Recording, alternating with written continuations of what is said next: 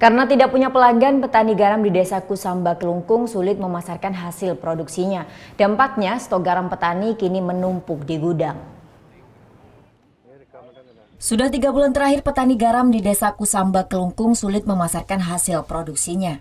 Stok garam yang belum terjual pun kini hanya menumpuk di gudang-gudang petani.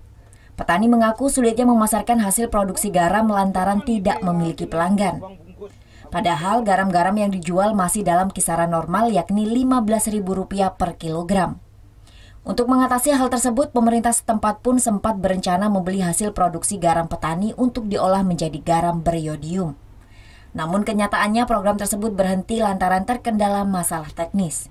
Padahal dia nak gaya nguyah uling ilu, tapi dia adalah langanan dia ini nak suut ulinan mendagang di Kelungkung dah. Makanya dia sengaja nak nyuangin uyah makin gitu. Ambil satu ton nih.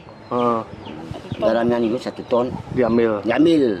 Nah, terus sekarang belakangan dah macet ini. Alasannya itu dari pihaknya? Tak tahu nih alasan ini.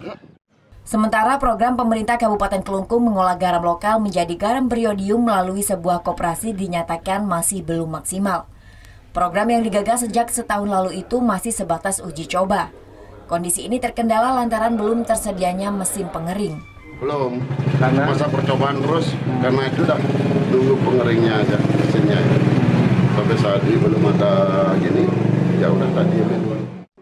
Saat ini pihak koperasi masih menunggu proses pengadaan mesin pengering garam dari Dinas Tenaga Kerja dan Perindustrian Kelungkung yang direncanakan rampung akhir 2018.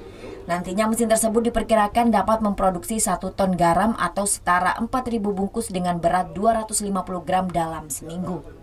Kadek Martana melaporkan untuk NET.